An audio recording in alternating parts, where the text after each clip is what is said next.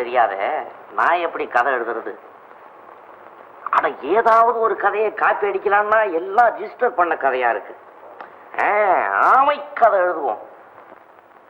தமிழ்நாட்டின் தலை சிறந்த எழுத்தாளர் பைரவன் அவர்களே வணக்கம். வணக்கம். என்ன அன்னைக்கு அடுக்கு மொழியிலே திட்டுற? என் மேல கோவமா? ஆமா, கோவம் தான். எனக்கு என்ன தப்பு செய்தேன்? நீங்க செஞ்சிருக்கிற தப்புக்கு மன்னிப்பே கிடையாது. ஓஹோ, அங்க வந்துட்டியா? ஓ, புரிஞ்சு போச்சு. எங்கிட்டயே மறைக்க பாத்தீங்களே, நடக்குமா? என்னைக்காவது ஒரு நாள் உண்மை தெரியாம போயிடாது எழுத்தாளரே. எழுத்தாளர் மாலினி, நான் என்ன செய்வேன்? நான் எவ்வளவு புத்திசாலித்தனமா நடந்தாலும் என்னுடைய செவ்வாய்க்கிழமை சமயத்துல காலை வாரி விட்டுடுதே. இதெல்லாம் நான் வேணும்னா செய்யறேன். ஏன் போராத காலம், என்ன மன்னிச்சுக்க. இந்த ஆண்களே இப்படிதான், முதல்ல தப்பு செய்யறது அப்புறம் மன்னிப்புங்கிறதும். அட ஏமா எல்லா ஆணையும் சொல்ற? என்ன மாதிரி மானத்துக்கு மரியாதை கொடுக்கறவன் தான் மன்னிப்பு கேட்கறான். எதுக்காக விஷயத்தை மறைக்கணும், மன்னிப்பு கேட்கணும்? அந்த நல்ல விஷயத்துல மட்டும் எனக்கு பங்கு இல்லையா என்ன? நல்ல விஷயமா? நீ எங்க வர்ற? ஒண்ணும் தெரியாத பப்பா. நீங்க சொல்லலன்னாலும் நான் பேப்பர்ல பார்த்து தெரிஞ்சுக்கிட்டேன். பேப்பர்லயா? ஆமா, நாளைக்கு நம்ம ஊர்ல இந்த பைரவனுக்கு பாராட்டு விழா நடக்க போகுதுன்னு பேப்பர்ல கொட்டை எழுத்துல போட்டிருக்கு. இந்த பாருங்க. இத பார்த்ததுல இருந்து எனக்கு எவ்வளவு சந்தோஷம் தெரியுங்களா? அம்மா, இது ஏன் என்கிட்ட சொல்லாம இருக்கீங்க? நீ இத சொன்னியா? நான் எதையே நினைச்சு திணறிக்கிட்டு உட்கார்ந்து இருக்கிறேன். அப்பாடா.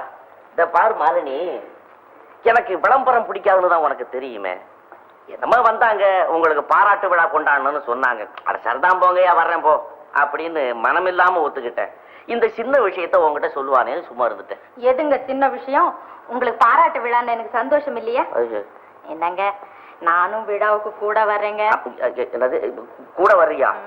ஐயோ, வேண்டாம். எக்கச்சக்கமான கூட்டமா இருக்கும். அதுவும் எனக்கு பாராட்டு விழா நான் சொல்லணுமா? ஊர்ல உள்ள ஆளெல்லாம் அங்கதான் இருப்பாங்க. வேண்டாம், நான் சொல்றதை கேளு. அடுத்த மாசம் எனக்கு பொன்னாட போத்த போறாங்களாம்.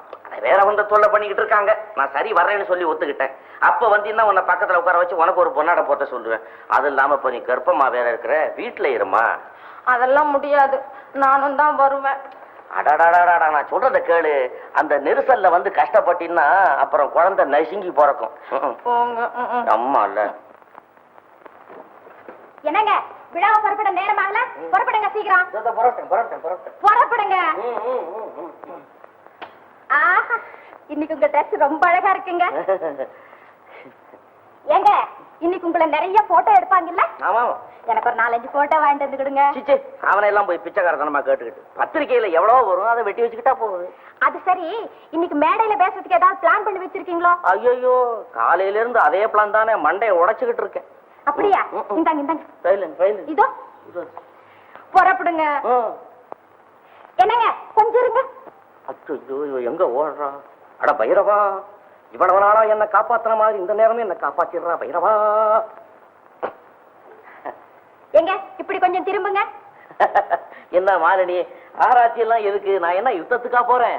சாச்சா, என்னங்க இது? நல்ல காரியத்துக்கு போகும்போது இப்படி எல்லாம் பேசுறீங்க. நானா பேசுறேன், அது தானா வருதே. ஆமா, இவங்க ஏன் கார் அனுப்பல? யாரு கார் அனுப்பல? அதான் இந்த விழா ஏற்பாடு பண்ணாங்களே. ஆமா, ஏன் அனுப்பல? என்ன தைரியம்? என்ன அனாவசியத்தை பாத்தியா? போகாம இருந்துருவோம், வா சொல்றேன். ஐயா, இதுக்காக விழாவு போகாம இருக்கலாமா? ஒரு டாக்ஸி வச்சுட்டு போயிடுங்க. டாக்ஸி இல்லையா? எனக்கு இருக்கிற பேருக்கும் புகழுக்கும் நான் டாக்ஸில போனா என்ன மதிப்பாங்களா? அடி பைத்தியக்காரி, போனா சொந்த கார்ல போகணும், இல்ல சிம்பிளா போகணும். இப்ப நான் இருக்கிற நிலைமைக்கு எப்படி போக முடியும்? சிம்பிளா போறேன். சரி, சீக்கிரமா புறப்படுங்க, நேரம் ஆகுது. புறப்படுறேன். என்ன இது, புறப்படுறேன் நின்னுட்டே இருக்கீங்க? புறப்படுங்க சீக்கிரமா. வேற ஒண்ணு இல்ல, அவ்வளவு பெரிய கூட்டத்துல நான் ஒண்டி எப்படி சமாளிக்கிறதுன்னு ஃபீல் பண்ணிக்கிட்டு இருக்கிறேன். வேற ஒண்ணு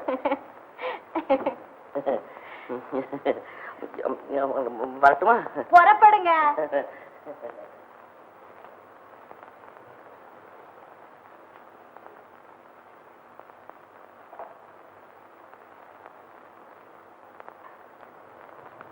என்ன மாலினி, என்ன மட்டும் சீக்கிரம் வர சொல்லிட்டு நீ இன்னும் ரெடி ஆகலையே? அவர் இப்பதான் போயிட்டு இருக்கிறாரு. சீக்கிரம் வா, போலாம். தமிழ்நாட்டின் தலை சிறந்த சிறுகதை எழுத்தாளர் ஸ்ரீமான் பைரவன் அவர்களை இப்போது நான் உங்களுக்கு அறிமுகப்படுத்த போகிறேன். எங்கடி மாலினி, உன் வீட்டுக்காரர் மேடையில காணோம்? போடி, அவர் திடீர்னு மேடைக்கு வந்து எல்லாரும் ஆச்சரியப்படும்படி செய்ய போறார் பாரு. இவர்தான் ஒப்பற்ற சிறுகதை எழுத்தாளர் ஸ்ரீமான் பைரவன் அவர்கள். நமது சங்கத்தின் சார்பாக இந்த மலர் மாலை இவருக்கு சூட்டுகிறேன். மாலினி, அவர் வீட்டுக்கு வரட்டும் சொல்றேன்.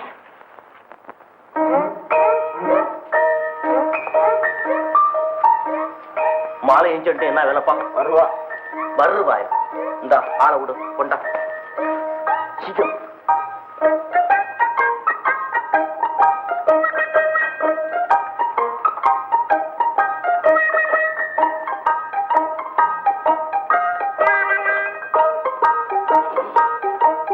மாலினி, மாலினி, ஏய்